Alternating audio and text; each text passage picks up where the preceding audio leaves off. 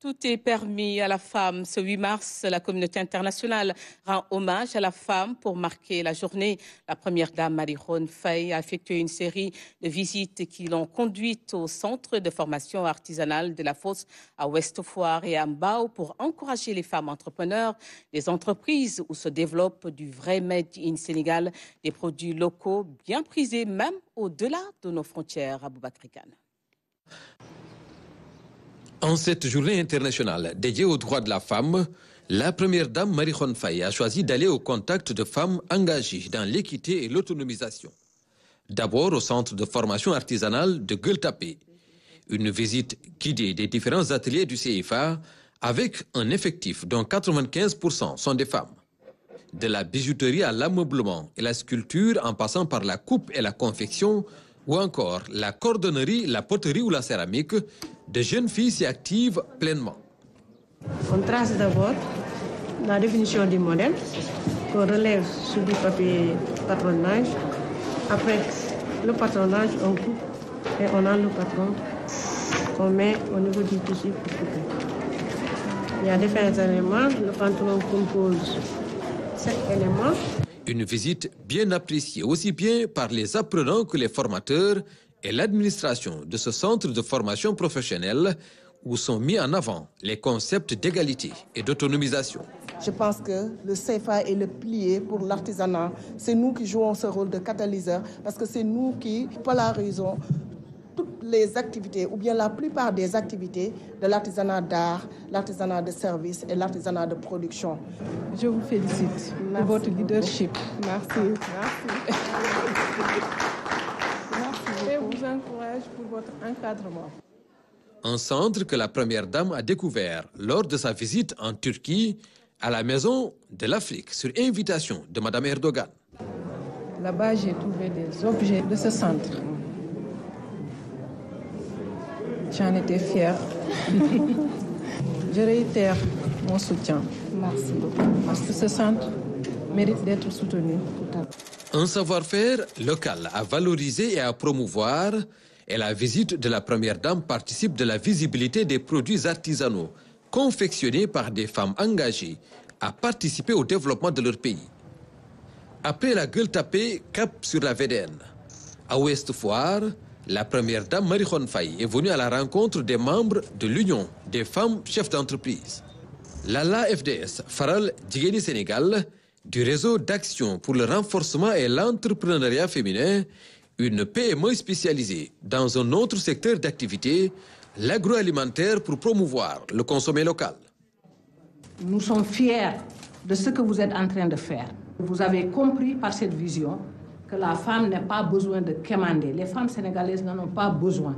Elles sont entreprenantes, elles sont en train d'entreprendre et elles ont besoin simplement d'être accompagnées pour aller à une autre échelle.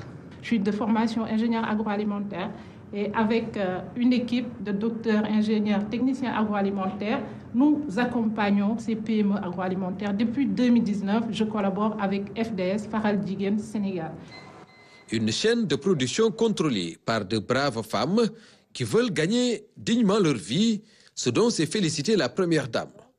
À travers cette démarche, Marie-Khone Faye encourage l'entrepreneuriat féminin, un levier d'autonomisation des femmes. Direction ensuite Mbao, où une autre entreprise s'active dans la valorisation des produits locaux. Occasion pour la première dame de voir le processus de transformation de la compagnie sénégalaise agroalimentaire Cosena. Partout où elle est passée, la première dame Marie-Khone Faye a encouragé les femmes à persévérer dans le travail et à multiplier les initiatives entrepreneuriales pour jouer pleinement leur partition dans la mise en œuvre de l'agenda Sénégal 2050.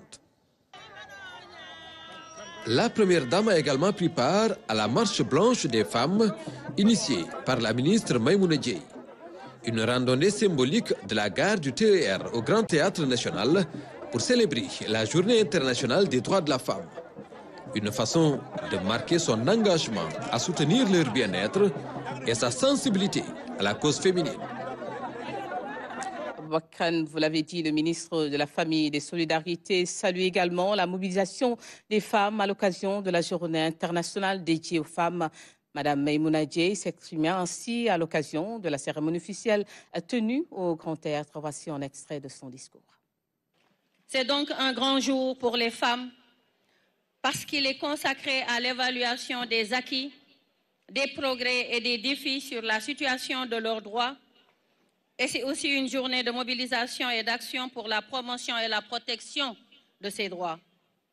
Pour nous, ce jour marque aussi la clôture de la Semaine nationale dédiée aux femmes.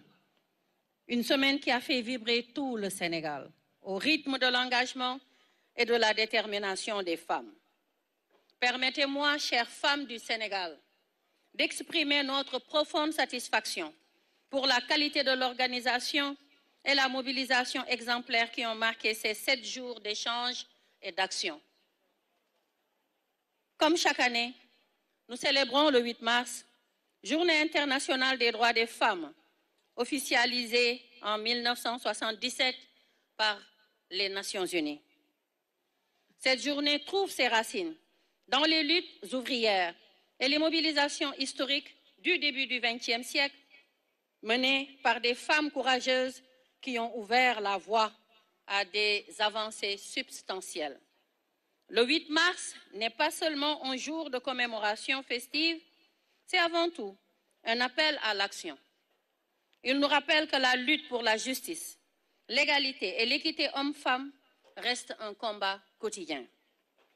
C'est une occasion précieuse pour renforcer notre engagement collectif en faveur des droits des femmes, mesurer les progrès réalisés, mais aussi d'identifier les défis qui persistent et d'y apporter des réponses concrètes.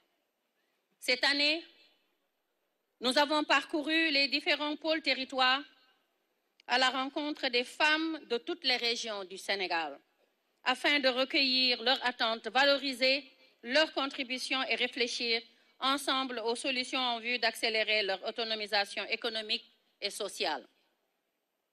Ce travail de concertation nous a permis aujourd'hui de pouvoir présenter à son Excellence, Monsieur le Président de la République, Bassirou Diomaye Diakhar Faye, un état des lieux précis et des recommandations fidèles aux réalités du terrain et porteurs de perspectives d'avenir.